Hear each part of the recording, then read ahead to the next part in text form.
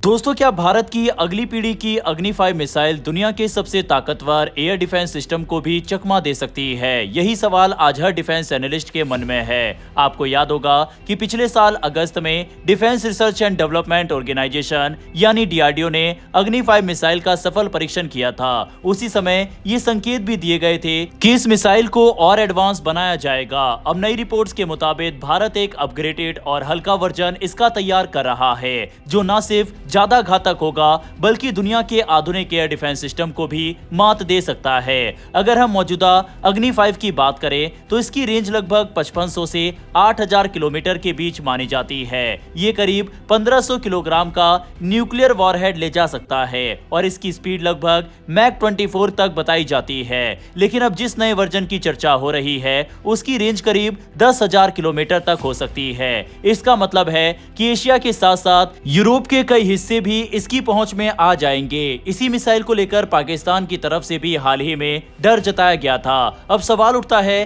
कि आखिर ये नया वर्जन इतना खास क्यों है? दरअसल इसे इस तरह डिजाइन किया जा रहा है कि ये दुनिया के सबसे एडवांस एयर डिफेंस सिस्टम जैसे S-500 air defence system, third missile defence system और चीन के HQ-9 मिसाइल सिस्टम को भी चकमा दे सकता है। आपको समझना होगा कि थर्ड जैसे सिस्टम खासतौर पर बैलिस्टिक मिसाइल्स को उनकी आखिरी चरण यानी टर्मिनल फेज में इंटरसेप्ट करने के लिए बनाए गए हैं। इन सिस्टम में रडार, इंटरसेप्टर और लॉन्चर्स का पूरा नेटवर्क होता है, जो बेहद तेजी से किसी भी आने वाली मिसाइल को ट्रैक करके उसे हवा में ही खत्म कर सकता है। आज के समय में जापान, साउथ कोरिया, सऊदी अरब और यूएई जैसे कई देश इनका इस्तेमाल कर रहे हैं। लेकिन हाल के घटनाक्रम ये भी दिखाते हैं कि ये सिस्टम पूरी तरह अजेय नहीं है। कुछ मामलों में रडार सिस्टम को भी निशाना बनाकर इनकी क्षमता को कमजोर किया गया है। ऐसे में भारत का नया अग्नि 5 वर्जन इन सिस्टम की कमजोरियों को ध्यान में रखकर ही तैयार किया जा रहा है। अब बात करते हैं इस मिसाइल की असली ताकत की, जो है इसकी तकनीक। सबसे महत्वपूर्ण तकनीक है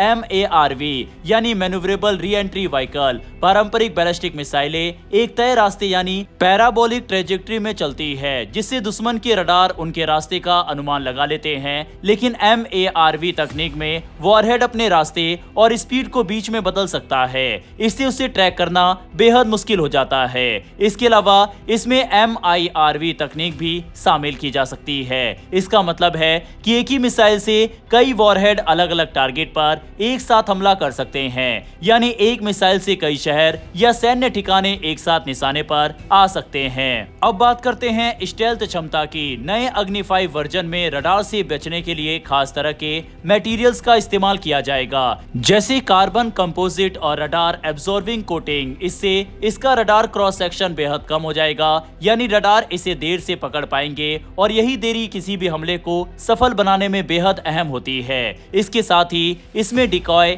और इलेक्ट्रॉनिक काउंटर मेजर्स का भी इस्तेमाल होगा। डिकॉय ऐसे नकली टारगेट होते हैं जो असली वॉरहेड जैसे दिखते हैं, जिससे दुश्मन का डिफेंस सिस्टम कंफ्यूज हो जाता है। वहीं इलेक्ट्रॉनिक जैमिंग से रडार सिग्नल को भी बाधित किया जा सकता है। अगर इन सभी तकनीकों को एक साथ देखा जाए तो साफ है कि भारत अपनी मिसाइल क्षमता को एक नए स्तर पर ले जाने की तैयारी कर रहा है। ये सिर्फ ताकत दिखाने का मामला नहीं है, बल्कि एक मजबूत डिटरेंस यानी प्रतिरोधक क्षमता बनाने की रणनीति का हिस्सा है। अंत में सवाल यही है कि क्या ये नया अग्नि 5 वर्जन वाकई दुनिया के सबसे एडवांस डिफेंस सिस्टम को भी मात दे पाएगा? इसका जवाब आने वाले समय में ही मिलेगा। लेकिन भारत की मिसाइल ताकत और जिस तरह की एडवांस मिसाइलें भारत ने बनाई है, उसको देखते हुए ये लगता है कि भारत जल्द ही इस मिसाइल को सफलतापूर्वक डेवलप कर लेगा। बहरहाल भारत के इन महान वैज्ञानिकों के लिए कमेंट बॉक्स में एक जय हिंद जरूर लिखिएगा। डिफेंस से जुड़ी ऐसी वीडियो के लिए नीचे दिए गए सब्सक्राइब बटन को प्रेस कर बेल आइकन को जरूर दबा लें। फिर मिलेंगे ऐसी एक नई वीडियो के साथ। धन्यवाद। जय हिंद, जय भारत।